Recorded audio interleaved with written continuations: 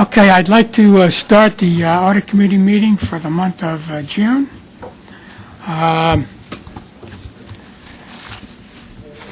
The first thing I need, is there any public comments? No. If not, I need a motion to approve the minutes. Moved. No. Second? Say second, Andrew. Second. Thank you. Okay. All in favor? Aye. Any opposed? Any abstentions? One abstention. Okay. Mr. Chairman, just I wasn't at the meeting, so I don't know the accuracy or completeness of the minutes, just like we discussed. Thank you. Okay, the audit work plan. The audit work plan has changed. The first quarter of 2011 financial statements that were originally scheduled to be presented at this month's meeting has been moved to July. Also, the 2010 single audit report scheduled for this month has been moved to July to obtain a waiver from the FTA regarding federally mandated requirement. Correct. Okay, I think this is the David Jones show. And it's the Deloitte show. Good number on it. All right.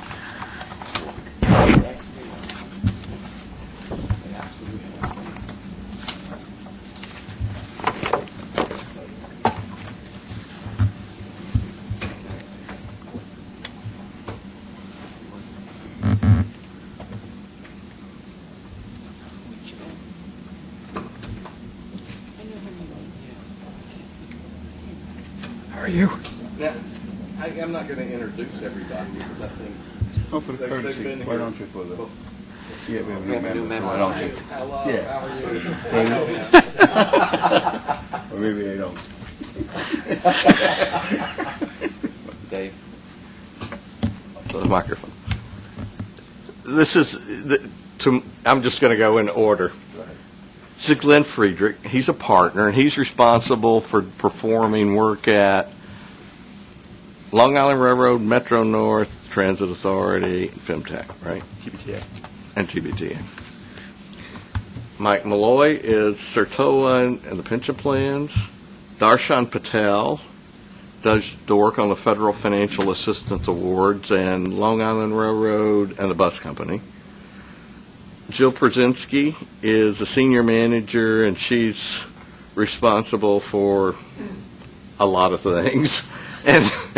And Jennifer Katz is the other senior manager, and she's responsible for a lot of other things as well.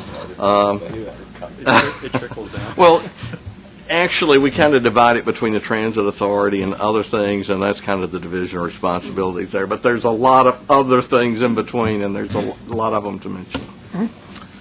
With that, you want to hear the Magdalene. you want to do management letter first, or you want to do the easier ones to get them out of the way? Magdalene.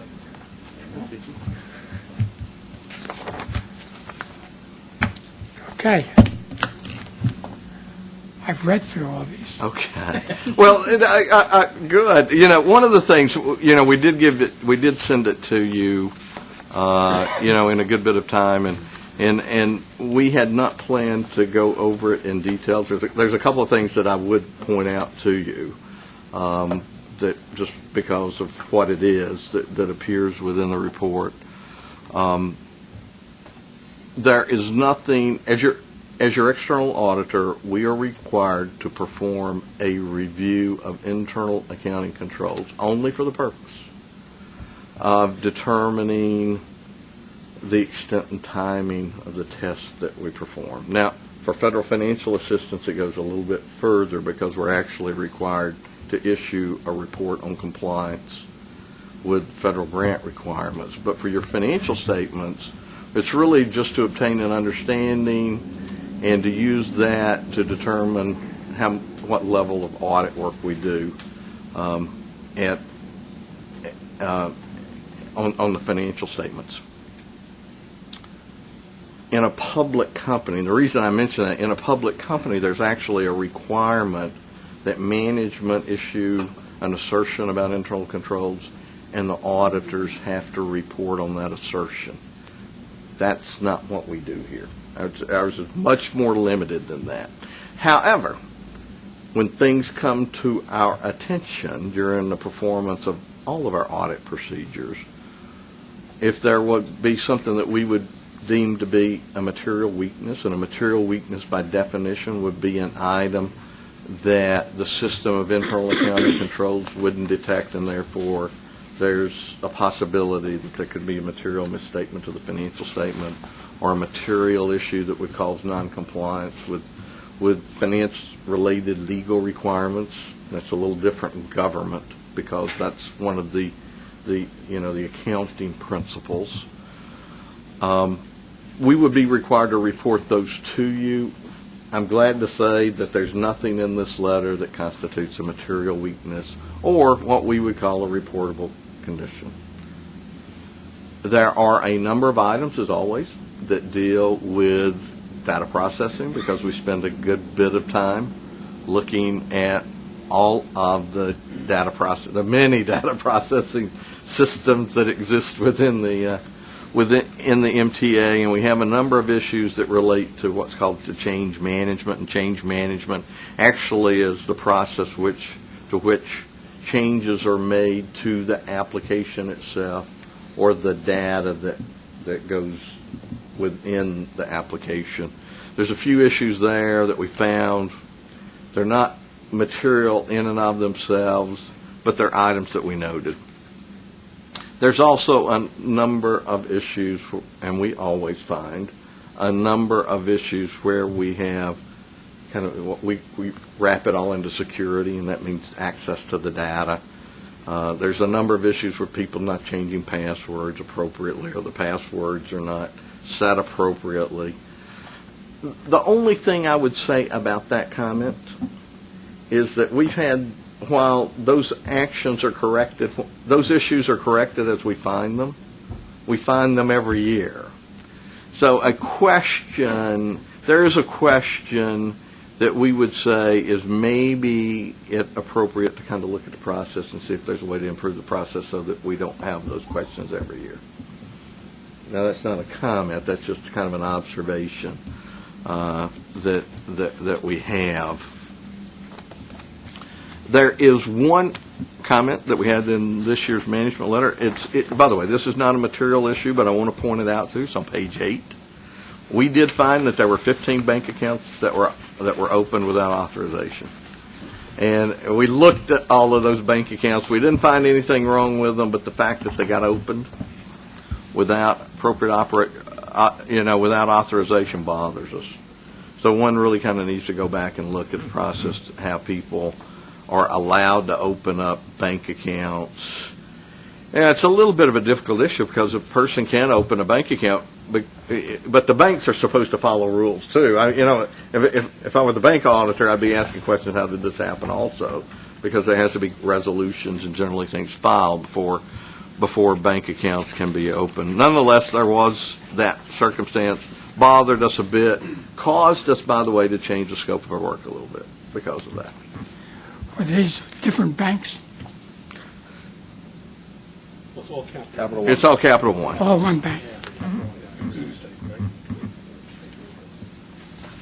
Okay. And none of them were large, by the way. There was nothing. We actually looked at the transactions, and there was no issues, but the bank accounts were still open. And that bothered us.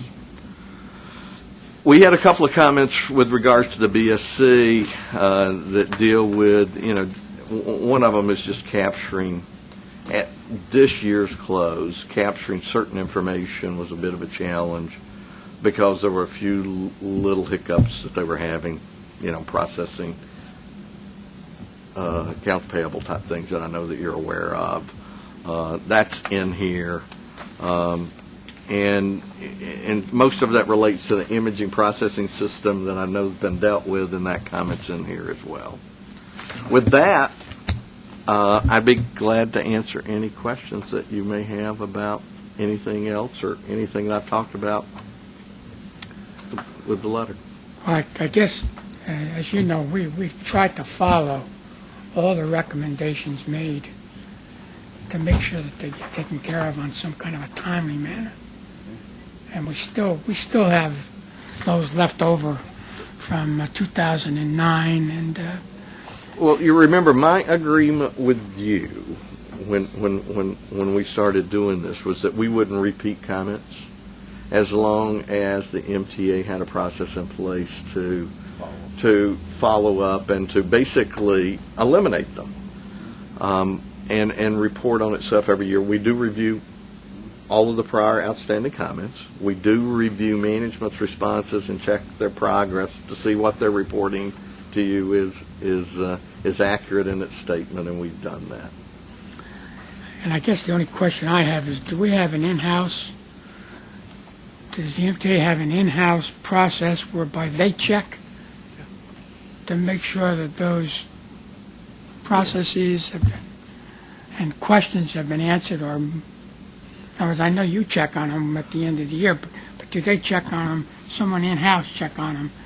Yeah, So each that of the there's an agencies have their own. ongoing, Each of the agencies has a process.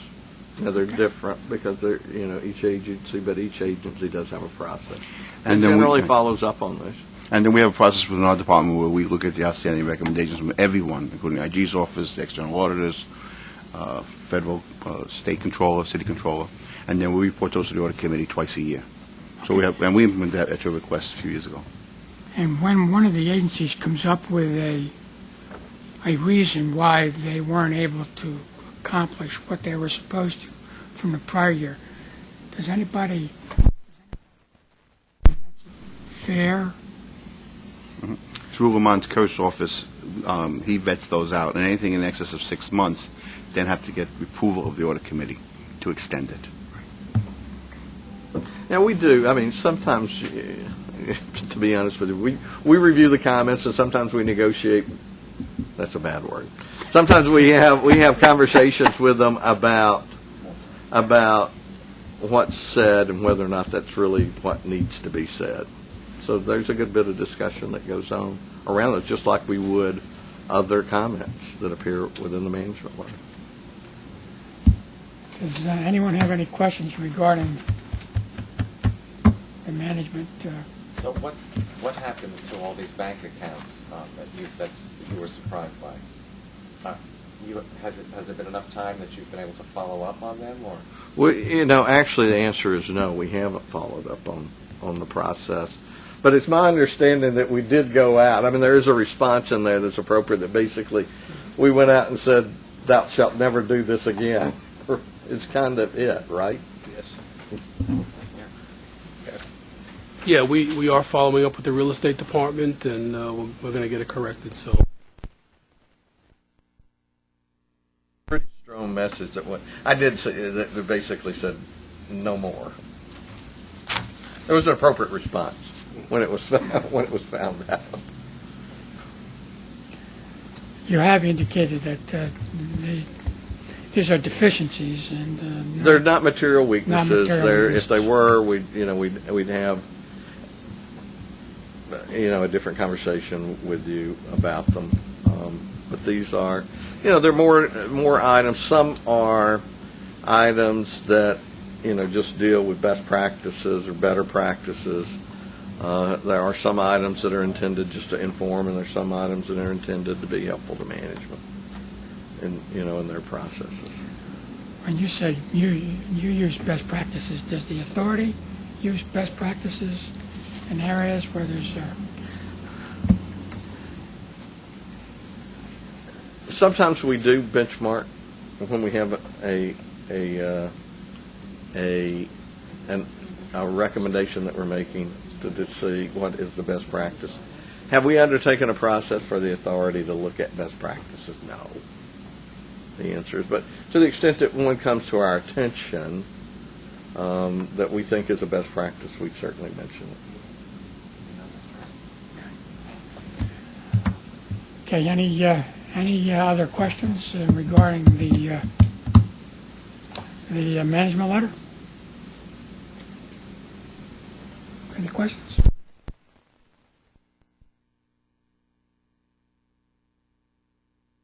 Need a motion to accept as I move submitted. to accept. All in favor? Opposed? Aye. Carried. Okay. I guess next is the investment compliance report. As your external auditors, we are required, as part of our audit procedures, to report on the compliance, the authority's compliance with the investment policies that are established by the state. And it's actually, we're required to report to the extent that it comes to our knowledge that you aren't complying with the policy. However, I will tell you that we look at the investments, each and every one of them, compare it to the policy to make sure that it complies. Our report basically, however, says that nothing came to our attention that caused us to believe that you weren't complying. Any questions? Motion to accept? Second? All in favor? Opposed? Carried? Okay.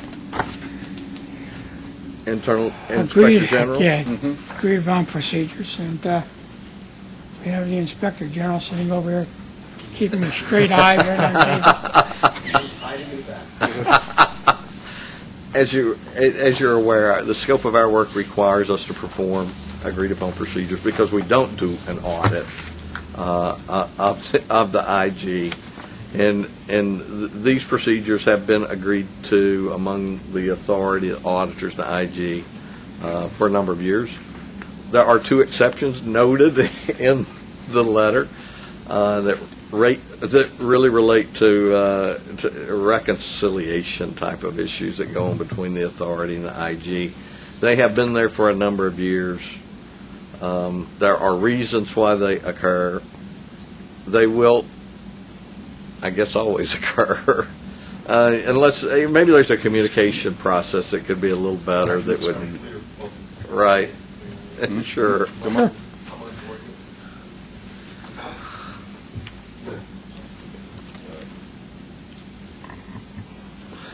No, there are two recurring, Recurring. and there seemed to be a bank reconciliation over amount of money that goes back years that we are trying to finally work out. That's a relatively small amount of money. From our own internal aspect, it's not where did the money go, it's just how is it accounted for in terms of the financial statement, and we'll hope to resolve that finally this year. It's been an ongoing small amount of money that goes back, and I think it even predates me coming, if I'm not mistaken. I think that predates amount of me. money. Okay, so that's been there forever, and the smartest people between Deloitte, MTA, and my accountants, nobody could figure it out. So hopefully it'll disappear by next year. And the other one, I think, has to do with the way we look at some of our capital expenditures and whether we formally expenses of purchases that are under $25,000. I think this year we don't anticipate any of those purchases, and we may change some of our procedures and call those less than 25 operating, so that problem will go away as well. So that seems to be fine. And we'll just do it differently, even though I still believe it's a capital expense. All right, but in any event, there we go. Any questions regarding?